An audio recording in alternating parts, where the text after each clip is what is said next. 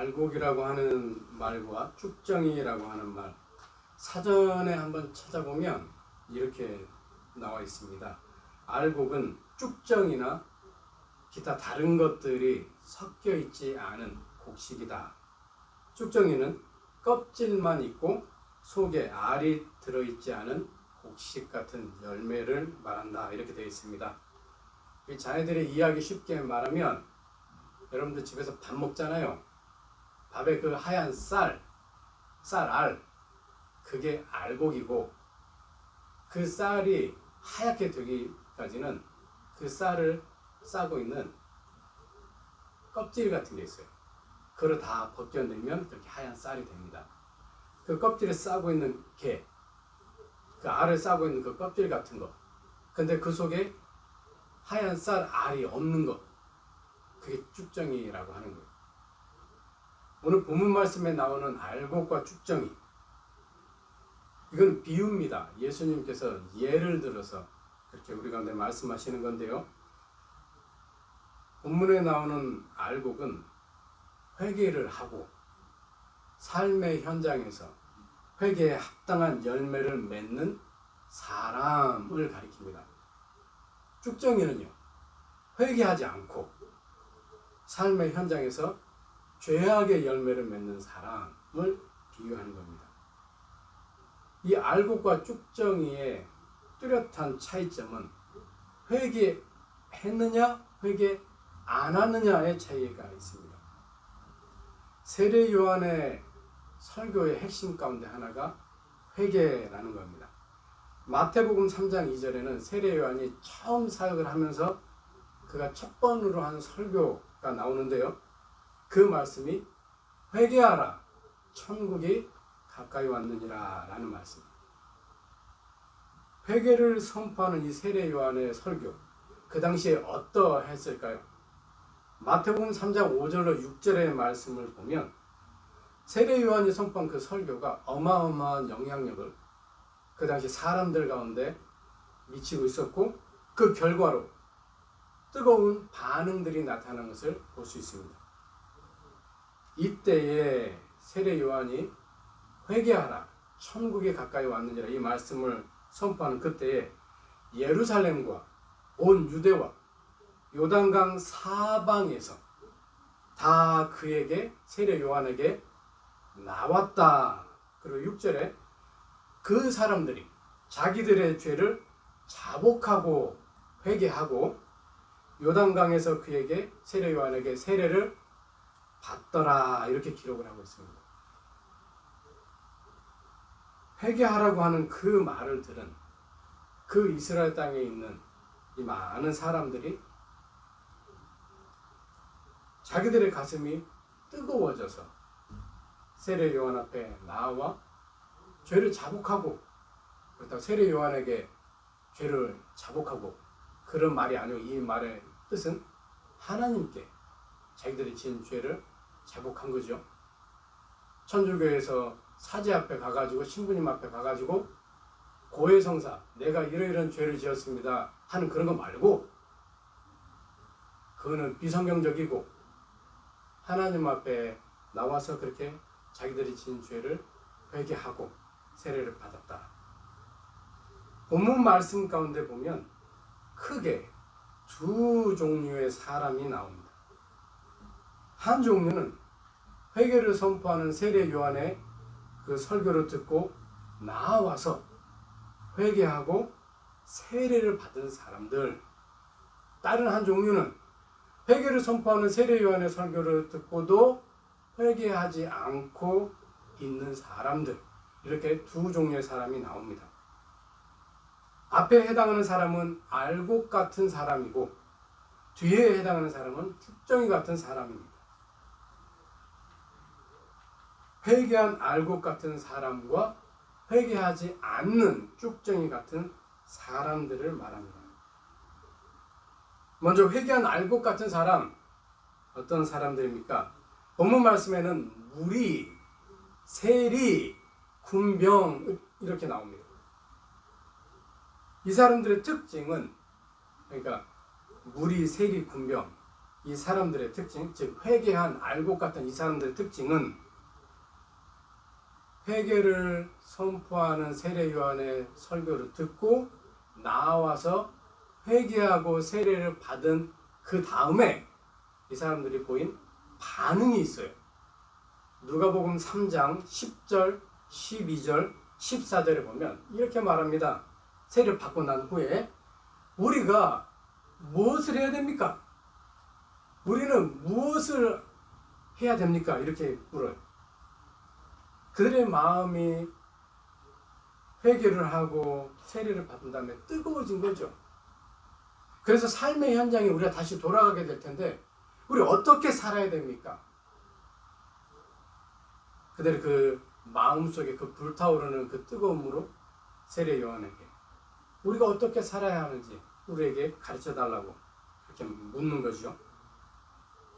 그때 세례 요한은 그들의 그 물음 앞에 직설적이면서도 구체적으로 삶의 현장 가운데서 어떻게 살아야 하는지를 가르쳐 줍니다.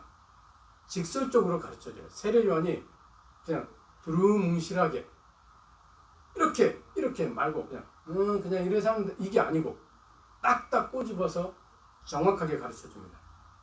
수많은 무리들이 물었을 때 이렇게 말합니다. 옷을 두 벌을 가지고 있느냐? 옷 없는 사람에게 나눠줘. 먹을 것이 있느냐? 먹을 것 없는 사람에게 나눠줘. 삶의 현장 가운데서 살아야 그 모습을 구체적으로 정확하게 이렇게 보여주는 거예요. 내가 남보다 더 가진 게 있어요. 어려운 사람이 내 주위에 보여요. 보이는데 그렇게 안 산단 말이에요. 충분히 나는 저 사람을 도울 수 있는데 그렇게 안 살아요. 내 이웃을 네 몸같이 사랑해라. 그 말씀이 상관이 없는 말씀이에요. 저 사람이 옷이 없는 것 같아요. 근데 나는 옷이 여유가 있어. 내가 안 입는 옷이 있거든요. 도와줄 수 있다라는 거죠. 나는 저 사람보다 더 먹을 게 많아. 저 사람은 썸타임 잘 못 먹는 것 같아. 내가 가지고 있는 거 먹을 거 나눈다. 세리들이 또 물을 때 이렇게 말합니다. 너희들이 거둬들여야 될 그것만 거둬들이고 그 이상으로 더 받지 마. 당시 세리들은 그러지 않았어요. 당시 텍스를 거둬들이는 이 사람들은 로마, 그 당시 이스라엘이랑 전 세계를 통치하고 있는 로마 앞에 자기들이 내야 될 그런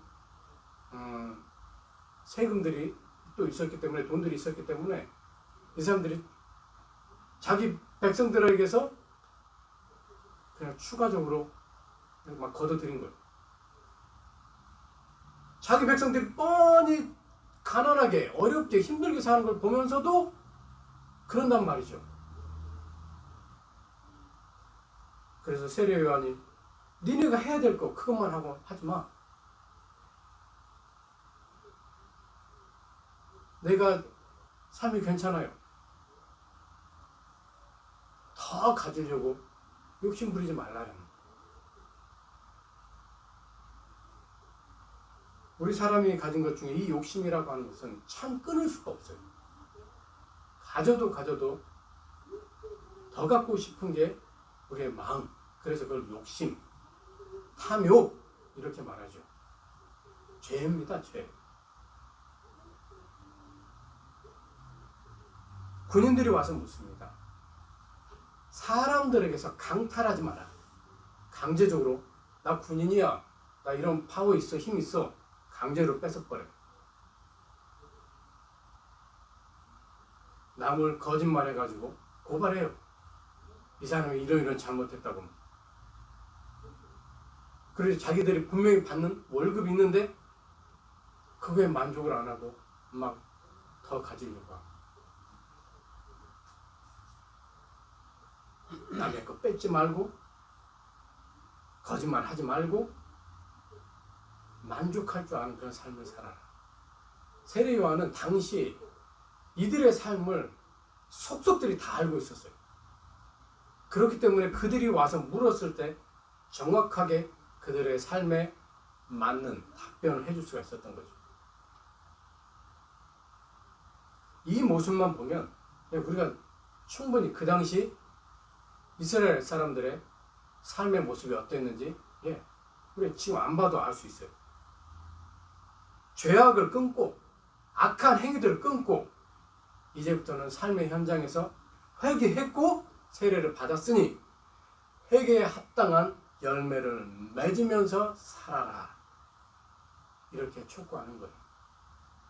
이게 회개한 알곡에 합당한 모습이기 때문에 이렇게 말하는 겁니다. 회개하고 이전과 똑같은 삶으로 다시 산다면 그것은 진짜 회개를 안 한 거예요.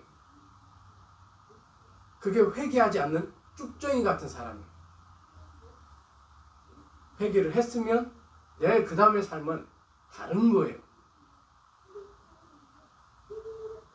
두 번째, 회개하지 않는 쭉정이 같은 사람. 이 사람을 본문의 말씀에서는 세례 요한은 독사의 자식들 이렇게 말합니다. 회개하지 않는 쭉정이 같은 사람은 독사의 자식들이라고 그래요. 아주 강한 그런 말의 표현입니다. 이 말을 들은 사람들 얼마나 그 속이 기분이 나빴겠어요. 그러나 세례 요한은 그렇게 말을 해요. 왜요? 회개해야 하는데 회개하지 않고 그러고 있거든요. 마태복음 3장 7절에서는 이들이 누구인가? 독사의 자식들이라고 세례 요한이 강하게 그들을 질타한 그들은 누구인가? 요한이 많은 바리새인들과 사두개인들이 세례 베푸는 대로 오는 것을 보고 이르되 독사의 자식들아. 바리새인들과 사두개인들, 당시의 유대의 종교 지도자들이에요. 이상하죠? 가장 먼저, 제일 먼저 그 누구보다도 항상 회개의 삶을 살아야 하는 종교 지도자들인데 이들이 제일 회개를 안 해. 이들이 자기는 아무렇지도 않아. 하나님 앞에 떳떳한지 회개할 생각도 없고 마음에 찔림도 없고 세례 요한이 그렇게 회개하라고 천국에 가까이 왔다고 해도 이들은 꿈쩍도 안 해. 이 독사의 자식들아. 이렇게 세례 요한이 말하는 거예요. 세례 요한은 그들을 향해서 회개하라고 선포하지만 그들의 특징은 회개하지 않아요. 회개를 안 해. 세례 요한은 그들을 향하여 회개에 합당한 열매를 맺어라. 회개하고 회개에 합당한 열매를 맺으라 하고 촉구하지만 그들은 삶의 현장에서 죄악의 열매를 맺는 데만 치중하고 있어요. 실제 그 당시 유대 종교 지도자들은 그러했어요. 실제. 세례 요한은 그들을 향하여 다가오는 하나님의 진노를 피하여야 한다 라고 촉구하지만 그들은 장차 올 진노를 피할 이유가 없어요. 왜 우리가 하나님의 진노를 피해야 되는데? 저 사람들이 피해야지 우리는 안 피해도 돼. 아무 이유가 없어. 두려워서 벌벌 떨거나 아무 무슨 그런 이유가 없는 거예요. 이들은. 왜 그럴까요? 왜 가장 먼저 하나님 앞에 나와서 회개해야 되는 이들이 이렇게 꿈쩍도 안 하고 겁도 안 낼까? 하나님의 심판이 두렵지 않을까? 왜 그럴까? 이 세상 그 누구도 가지지 못한 게 이 사람들에게 있습니다. 그 엄청난 것. 그래서 오늘 말씀 가운데서는 아브라함이 우리의 조상이다 라는 거예요. 아브라함이 우리 조상이야. 무슨 말이에요? 우리는 아브라함의 후손이야. 아브라함이 누군 줄 알아? 세례 요한한테 이러는 거죠. 아브라함이 누군 줄 알아? 그 아브라함의 후손이 우리는 끄떡없어. 우리 하나님의 심판 겁 안 나. 아브라함의 후손이 아브라함의 자손인데 무슨 겁이 나? 그 특권, 이 특권 의식에 사로잡힌 나머지 이들은 하나님 앞에 회개할 줄은 모르는. 하나님이 능히 이 돌들로도 아브라함이 자손이 되게 하실 수 있으니까 빨리 하나님 앞에 회개하고, 아브라함이 우리 조상이라는 이런 이상한 소리 하지 말고, 틀렸단 말이 아니고 그런 특권 의식에 잡혀서 그것만 있으면 천국 가는 줄 알고 그런 거 버리고 회개하고 하나님 앞으로 돌아오라 는 그 말. 이 사람들은 그게 소리나는 구리 같고 울리는 꽹과리 같은 거예요.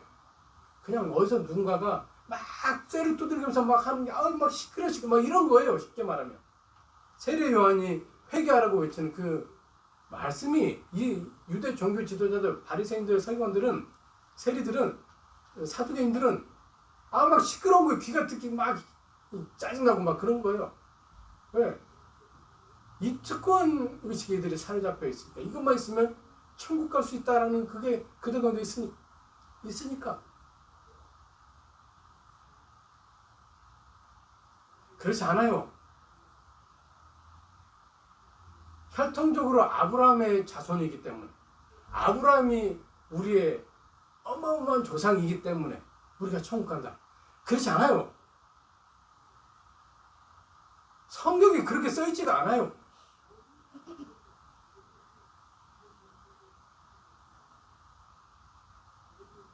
세례 요한은 마지막까지 그들에게 도끼의 날이 시퍼렇게 살아있는 경고를 줘요.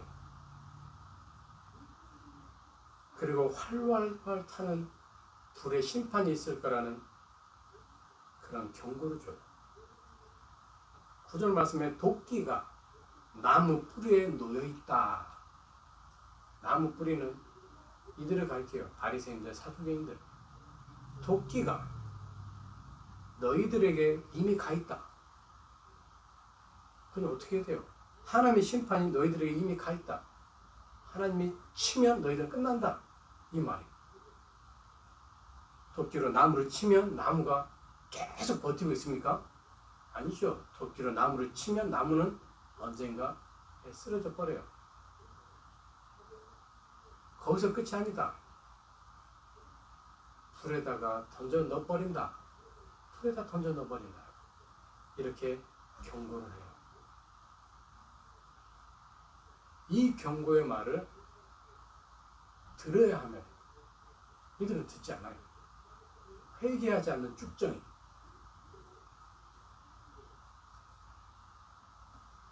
세 번째로 회개한 알곡 같은 사람, 회개하지 않는 쭉정이 같은 사람, 판별하는 때가 있고 그 결과를 맞이할 때가 옵니다.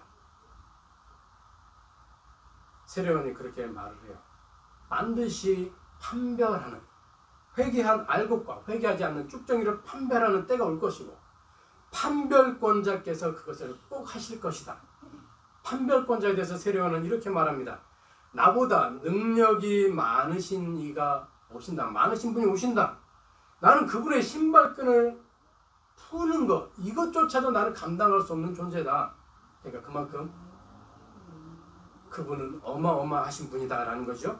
그분은 성령과 불로 세례를 주시는 분이다. 그렇게 소개를 합니다. 누구세요? 그분이 예수님이시잖아요. 예수님. 그분은 손에 키를 들고 있다. 이게 판별권이에요. 키라고 하는 것은 자녀들 못 봐서 그렇지만 시골에서 우리 한국 같으면 가을에 이제 추수를 해요. 하비스트 추수를 하면 벼를 추수했다 그러면 걔네들은 막 이렇게 하고 나서 그 벼 알곡 있는 거 하고 걔네들을 이런, 예를 들어서 이런 데 넣고 이런 거를 사용을 해서 이렇게 하면 위로 알곡이 뜨고 하면서 쭉정이는 또 바깥으로 부는 바람에 막 날아가 버리고 할 때 사용하는 이런 도구, 추수하는 그런 도구, 그게 키인데 이것을 예수님이 손에 가지고 계신다라는 거예요. 진짜로 이렇게 하신다는 게 아니고 이거는 비유인 거예요. 비유. 이게 판별권이라고 하는 거예요. 심판하시는 것을 예수님이 가지고 계신다라는 거예요. 그 판별권을 가지고 회개한 알곡과 회개하지 않는 쭉정이를 예수님께서 정하게 하신다, 판별하신다라는 거예요. 가려내신다라는 거예요. 정하게 한다라는 하는 말은 키를 가지고 농부가 키를 가지고 알곡은 모으고 쭉정이를 바람에 날아가게 만드는 그 일과 같이 예수님께서 판별권을 가지신 예수님께서 그 판별의 작업을 하신다. 회개하는 알곡이 누군지, 회개하지 않는 쭉정이가 누군지를 하신다. 그 일이 세상 끝날에 있게 된다. 예수님께서는 두 사람을 다 판별하십니다. 두 종류의 사람을 다 판별하세요. 요한계시록 14장 14절로 16절에 보면 회개한 알곡을 판별하시는 예수님의 모습이 기록이 되어 있어요. 또 내가 보니 사도 요한입니다. 여기 나는 사도 요한이에요. 사도 요한이 이렇게 반모섬에서 이제 그 당시 로마 황제가 사도 요한을 죽여버리려고 했는데 안 죽어서 반모섬으로 사도 요한을 보내버려. 그래서 죽어라 하고 이제 보내는 거죠. 쉽게 말하면. 그날 이제 근데 주일날 이제 사도 요한이 이렇게 예수님의 그런 모습들을 통해서 앞으로 있게 될 그런 말씀들을 받게 되는데 그 사도 요한이 보니까 흰 구름이 있고 그 구름 위에 인자와 같은 분이 앉아 계신다. 이분은 예수님을 말해요. 그분의 머리, 예수님의 머리에는 금면류관이 있다. 그 예수님의 손에는 아주 날카로운 낫이 있다. 낫 알아요? 기역자같이 생긴 거? 기역자같이 생긴 손잡이가 있고 이렇게 부러지고 쇠가 있는 낫인데 거기에 칼날이 아주 날카롭다. 싹 하면 쑥 비어지는 것만 아주 날카로운 그런 칼을 가지고 계신다. 또 다른 천사가 성전으로부터 나와 구름 위에 앉은 그 예수님을 향하여 큰 음성으로 말을 합니다. 예수님 당신의 낫을 휘둘러서 거두소서. 땅의 곡식이 다 익었습니다. 땅에 있는 곡식들이 다 익어서 이제는 추수하셔도 됩니다 하고 천사가 예수님께 그렇게 말을 하는 거예요. 그래서 예수님이 낫을 땅에 이렇게 휘두르니까 땅의 곡식이 거두어졌다라는 요한계시록 14장 이 말씀이 있어요. 여기에 이 말씀은 회개한 알곡을 가리키는 말씀입니다. 회개한 알곡들을 추수하시는 예수님. 예수님이 다시 오시는 세컨드 커밍, 재림의 그날에 이 일을 하시는 거예요. 알곡, 회개한 알곡을 예수님이 거두시는, 판별하시는 그 일을 하신다. 왜? 예수님은 판별권자이시니까. 다른 누구가 알곡과 쭉정이를 판별하지 않아요. 예수님이 하세요. 그 누구에게도 이 판별권이 주어지지 않아요. 하나님 아버지께서 그 아들 예수님에게 이 판별권을 주신 거예요. 그래서 그 판별권자가 되셔서 그날에 하시는 거예요. 또 예수님은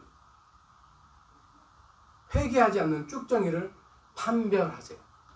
요한계시록 14장 17절로 20절.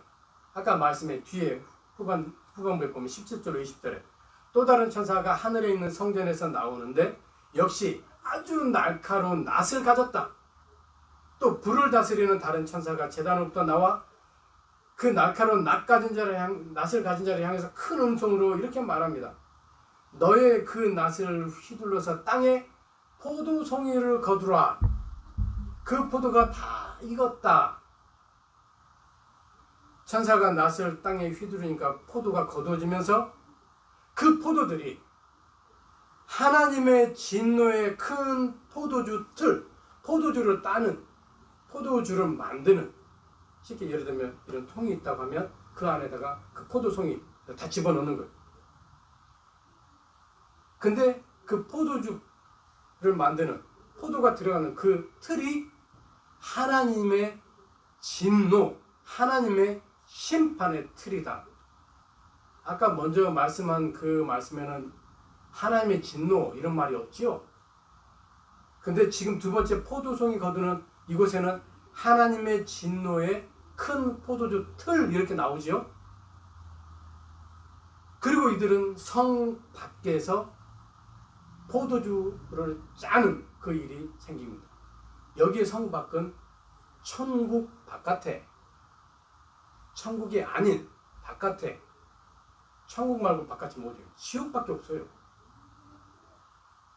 회개하지 않는 쭉정이들이 갈 곳, 천국이 아니에요. 그들은 하나님의 진노, 하나님의 심판이 그들에게 있어요. 이런 일들이 생긴다라고 요한계시록에서 그렇게 사도 요한에게 예수님께서 보여주신 거예요. 회개한 쭉정 알곡과 회개하지 않는 쭉정의 이런 너무나도 다른 이런 모습. 한 사람에게는 하나님의 진노가 없어요. 그렇지만 다른 한 사람은 그 하나님의 진노에 눌림을 당하는 그런 모습. 최후의 결과가 어떻게 돼요? 회개한 알곡은 회개하고 예수 그리스도를 통해서 그가 성령과 불로 세례를 받고 삶의 현장에서 회개에 합당한 열매를 맺어요. 그래서 그들은 예수님께서 곧간 천국으로 그들을 예수님께서 옮겨놔요. 회개하지 않는 쭉정이는요, 꺼지지 않는 불로 예수님이 그들을 내던져버려요. 꺼지지 않는 불이 있는 곳이 어디예요? 거기가 지옥이에요.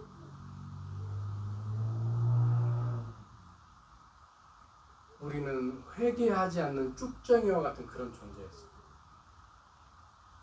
삶의 현장에서 늘 죄악의 열매를 맺는 그런 우리의 모습들. 그래서 꺼지지 않는 불 속에 우리는 던져져야만 하는, 그렇게 이미 예비가 되어 있는 그런 우리들이었어요. 그런데 하나님께서는 우리를 사랑하셨고, 그래서 예수님을 믿게 하시고 회개의 자리로 우리를 이끄시고 성령과 불로 세례를 받게 하시고, 그래서 회개한 알고 그런 존재가 되게 하시고, 삶의 현장에서 회개에 합당한 열매를 맺는 그런 또 우리의 모습이 되게 하시고, 판별권자이신 예수님의 그 판별을 통해서 하나님 나라 천국에 있게 되는 그런 복을 받는 자들로 하나님께서 우리를 만들어 주셨어요.